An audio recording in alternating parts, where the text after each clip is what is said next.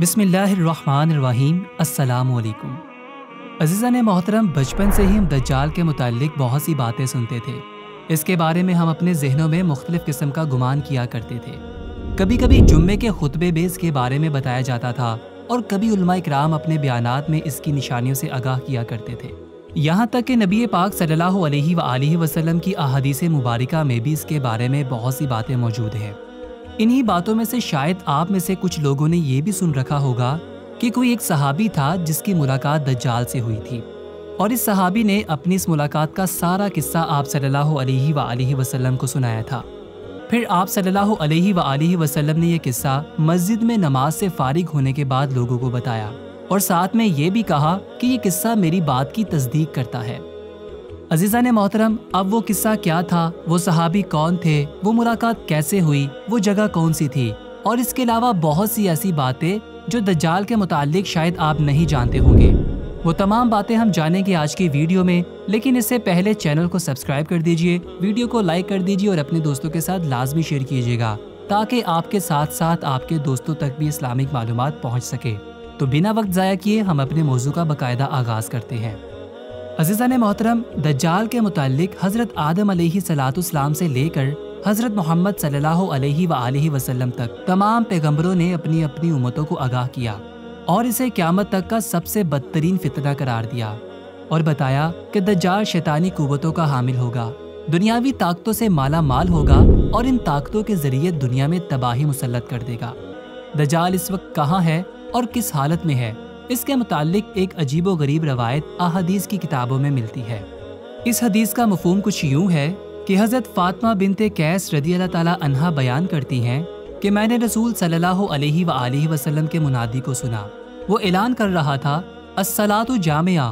मैं नमाज के लिए निकली और रसूल सल्लल्लाहु अलैहि वसल्लम के साथ मर्दों के पीछे औरतों की सफ़े अव्वल में ज़ोहर की नमाज अदा की। आप सल्लल्लाहु अलैहि वसल्लम नमाज से फारिग होकर मिंबर पर बैठे। आपके चेहरे पर उस वक्त मुस्कुराहट थी। आप सल्लल्लाहु अलैहि वसल्लम ने फरमाया, हर शख्स अपनी जगह पर बैठा रहे। इसके बाद आपने इरशाद फरमाया, जानते हो मैंने तुमको क्यों जमा किया है? तो सहाबा ने अर्ज़ किया, अल्लाह और इसका रसूल ही बेहतर जानता है। आप सल्लल्लाहु अलैहि वसल्लम ने फरमाया, बाखुदा मैंने तुमको ना तो माल वगैरह की तकसीम के लिए जमा किया है, ना किसी जहाद की तैयारी के लिए, बस सिर्फ इस बात के लिए जमा किया है कि तमीम दारी पहले नसरानी था, वो आया और मुसलमान हो गया और मुझसे एक किस्सा बयान करता है जिससे तुमको मेरे इस बयान की तस्दीक हो जाएगी जो मैंने कभी दज्जाल के मुताल्लिक तुम्हारे सामने जिक्र किया था। वो कहता है कि एक बड़ी कश्ती में सवार हुआ जिस पर समुद्रों में सफ़र किया जाता है। इनके साथ कबीला लहम और जजाम के 30 लोग भी शामिल थे। ये 1 माह तक समुद्री तूफान में फंसे रहे। आखिर मगरबी जानिब इनको एक जजीरा नजर आया जिसको देखकर वो बहुत खुश हुए और छोटी कश्तियों में बैठकर इस जजीरे पर उतर गए। सामने इनकी नज़र जानवर की शक्ल की एक चीज़ पर पड़ी जिसके पूरे जिस्म पर बाल ही बाल थे कि इनमें से इसके आज़ाए मस्तूरा तक कुछ नजर ना आता था। लोगों ने इससे कहा, कमबख्त तू क्या बला है? वो बोली, मैं जसासा हूँ। चलो इस गिरजे में वहाँ एक शख्स है जो तुम्हारी खबरों का मुश्ताक है। ये कहते हैं कि जब इसने एक आदमी का जिक्र किया तो अब हमको डर लगा कि कहीं वो कोई जिन ना हो। हम लपक कर गिरजे में पहुंचे तो हमने एक बड़ा कवि हैकल शख्स देखा कि इससे पहले हमने वैसा शख्स नहीं देखा था। इसके हाथ गर्दन से मिलाकर और इसके पैर घुटनों से लेकर टखनों तक लोहे की जंजीरों में नहायत मजबूती से जकड़े हुए थे। हमने कहा कि तेरा नास हो, तू कौन है? वो बोला, तुमको मेरे बारे में कुछ ना कुछ पता लग ही गया होगा, अब तुम बताओ तुम कौन हो? इन्होंने कहा, हम अरब के बशिंदे हैं। हम एक बड़ी कश्ती में सफर कर रहे थे, समुंदर में तूफान आया और 1 माह तक रहा। इसके बाद हम इस जजीरे पर आए तो यहाँ हमें एक जानवर मिला जिसके तमाम जिस्म पर बाल ही बाल थे। इसने कहा, मैं जसासा हूँ, चलो उस शख्स की तरफ जो इस गिरजे में है, इसलिए हम जल्दी जल्दी तेरे पास आ गए। इसने कहा, मुझे बताओ कि बेसान की खजूरों में फल आता है या नहीं? हमने कहा, हाँ आता है। इसने कहा, वो वक्त करीब है जब इसमें फल ना आएगा। फिर इसने पूछा, अच्छा बुहीरा तिबरिया के मुताल्लिक बताओ, इसमें पानी है या नहीं? हमने कहा, बहुत है। इसने कहा, वो ज़माना करीब है जब इसमें पानी ना रहेगा। फिर इसने पूछा, जोगर के चश्मे के मुताल्लिक बताओ, اس میں پانی ہے یا نہیں، اور اس بستی والے اپنے کھیتوں کو اس سے پانی دیتے ہیں یا نہیں؟ ہم نے کہا اس میں بھی پانی بہت ہے اور بستی والے اس کے پانی سے اپنے کھیتوں کو سیراب کرتے ہیں۔ پھر اس نے کہا اچھا نبی امین کا کچھ حال سناؤ۔ ہم نے کہا وہ مکے سے ہجرت کر کے مدینہ تشریف لے آئے ہیں۔ اس نے پوچھا کیا عرب کے لوگوں نے ان کے ساتھ جنگ کی؟ ہم نے کہا ہاں۔ اس نے پوچھا اچھا بتاؤ پھر کیا نتیجہ رہا؟ ہم نے کہا وہ اپنے گرد و نواح پر تو غالب آ چکے ہیں اور لوگ ان کی اطاعت بھی قبول کر چکے ہیں۔ پھر اس نے کہا کہ سن لو، ان کے حق میں یہی بہتر تھا کہ وہ ان کی اطاعت کر لیں۔ اب میں تم کو اپنے متعلق بتاتا ہوں، میں مسیح دجال ہوں اور وہ وقت قریب ہے جب مجھ کو یہاں سے باہر نکلنے کی اجازت مل جائے گی۔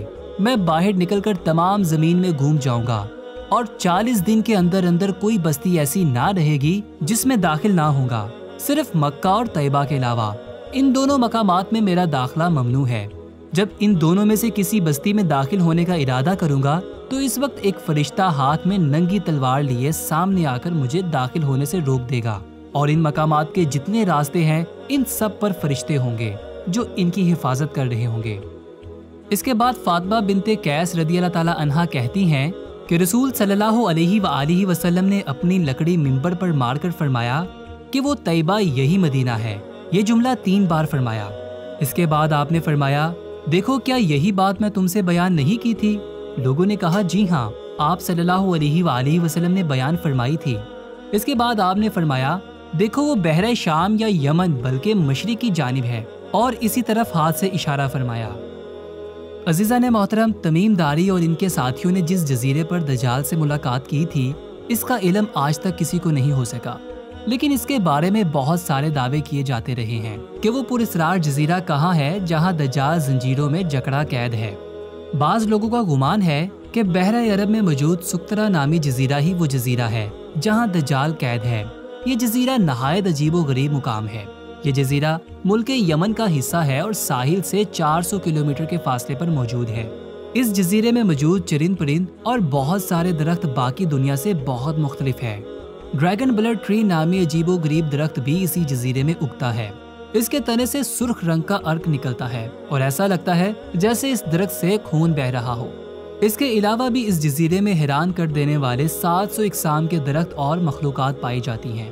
اس جزیرے پر ایک پہاڑ بھی موجود ہے جہاں ایک مشہور غار الہوک بھی ہے جو 3 کلومیٹر طویل ہے۔ اتنا بڑا غار پورے مشرق وسطیٰ میں موجود نہیں ہے، جیسا کہ حدیث میں ذکر ہے کہ دجال کا ظہور مشرق سے ہوگا اور ایسی جگہ سے ہوگا جہاں سے وہ مشرق وسطیٰ کو متاثر کرے گا۔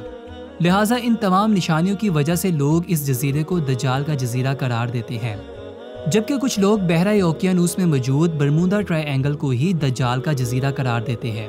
یہ وہ علاقہ ہے جہاں کمپس کام کرنا بند کر دیتی ہے، وہاں جانے والے جہاز اور کشتیاں بھی واپس نہیں آتے اور یہاں بہت سارے حادثات رونما ہوتے رہتے ہیں۔ برمودا ٹرائی اینگل میں جنوں اور بھوتوں کے متعلق واقعات پیش آتے رہتے ہیں اور اس علاقے میں اکثر سمندری طوفان آتے ہیں اور اونچی اونچی سمندری لہریں چلتی ہے۔ برمودا دراصل کسی ایک جزیرے کا نام نہیں ہے، یہ ایک تکون نما علاقہ ہے جس کے اندر 300 سے زائد غیر آباد اور سنسان جزیرے پائے جاتے ہیں جہاں آج تک انسانوں نے قدم نہیں رکھا۔ اسی لیے برمودا ٹرائی اینگل پر کی گئی تحقیقی رپورٹ کو بھی آج تک شائع نہیں کیا گیا۔ یوں لگتا ہے کہ دنیا کی حکومتوں کو اس کی اجازت نہیں۔ مشہور مصری محقق داؤد عیسیٰ کے مطابق برمودا تکون کا ایک بڑا حصہ دجال کے زیر استعمال ہے۔ اس نے باقاعدہ وہاں محل بنا رکھا ہے جو تکون کی شکل میں موجود ہے۔ تاریخ میں دجال کے جزیرے کے متعلق ایک مشہور دعویٰ عثمان امیر البحر اور جغرافیہ دان پیرارائز کا ہے، جس نے خلافت عثمانیہ کے دور میں دنیا کا ایک نقشہ تیار کیا تھا۔ اس نقشے کو اگر ہم دیکھیں تو اس میں ایک پراسرار مقام کی نشاندہی کی گئی ہے، جہاں اس نے ایک عجیب و غریب مخلوق کی تصویر بھی دکھائی ہے جو آدھے انسان اور آدھے جانور کی طرح نظر آتا ہے، جسے لوگوں نے دجال قرار دیا ہے۔ ترکیہ کے ایک مشہور مصنف کرسان برکان نے اپنی ایک کتاب میں لکھا ہے کہ دجال ایک جزیرے میں قید ہے جہاں سے وہ اپنے پیروکار یعنی امریکہ اور اسرائیل کو ہدایت دیتا ہے، اور امریکہ اور یہودیوں کے بحری جہاز اس جزیرے تک جاتے ہیں جہاں وہ اس گرجے میں دجال سے ملاقات کرتے ہیں اور انہیں بتایا جاتا ہے کہ آپ نے کیا کرنا ہے اور کیا نہیں کرنا۔ آج تک کوئی نہیں جان پایا کہ یہ جزیرہ کہاں موجود ہے۔ برکان نے لکھا ہے کہ وہ جزیرہ برمودا ٹرائی اینگل نہیں ہے، کیونکہ برمودا ٹرائی اینگل میں ایک ایسا جزیرہ موجود ہے جہاں ایک بڑا گرجا پایا جاتا ہے اور یہاں کسی کو بھی جانے کی اجازت نہیں۔ اگر کوئی وہاں داخل ہونا چاہے تو وہ وہاں سے واپس نہیں آ سکتا۔ یہ کوئی عام جزیرہ نہیں، یہی وجہ ہے کہ گوگل میپ میں اس جزیرے کی لوکیشن نہیں ملتی۔ یہاں تک کہ کئی لوگوں نے یہ بھی دیکھنے کا دعویٰ کیا ہے کہ اس جزیرے میں امریکی بحری بیڑے داخل ہوتے ہیں۔ عیسیٰ داؤد نے اپنی اس کتاب میں لکھا ہے کہ دجال زمانہ قدیم سے بحر الکاہل اور ان ویران جزیروں میں رہتا تھا، اور حضور صلی اللہ علیہ وآلہ وسلم کے وصال تک وہ بیڑیوں میں جکڑا ہوا تھا، مگر آپ صلی اللہ علیہ وآلہ وسلم کے وصال کے بعد اس کی بیڑیاں ٹوٹ گئی اور وہ آزاد ہو گیا، مگر اسے خروج کی اجازت ابھی نہیں ملی، لہٰذا اب وہ برمودا ٹرائی اینگل کے قریب ویران جزیروں میں رہتا ہے، اور وہ اب اپنی دجالی قوتوں اور اپنے حامیوں کے ذریعے خروج کی تیاری کر رہا ہے۔ یہ بنیادی طور پر دجال کا ہیڈ کوارٹر ہے، جہاں سے وہ تمام تدبیریں کرتا ہے۔ اب ان چیزوں میں دجال کا جزیرہ کون سا ہے، اس کا صحیح علم صرف اللہ تعالیٰ کو ہی ہے۔ وہ اپنے مقررہ کردہ وقت پر اللہ کے حکم سے دجال اندھیروں سے نکل کر انسانی آبادی کی طرف آ جائے گا، جو ہمارے لیے ایک آزمائش اور فتنہ ثابت ہوگی، جس سے بچنے کے لیے آپ صلی اللہ علیہ وآلہ وسلم نے ہمیں راہ دکھلائی ہے۔ اللہ پاک سے دعا ہے کہ اللہ پاک ہمیں اس کے فتنے سے محفوظ رکھے اور اس کی ہر سازش کو سمجھنے کی توفیق عطا فرمائے۔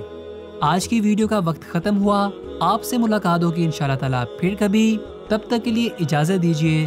اللہ نگہبان، با امید دیدار۔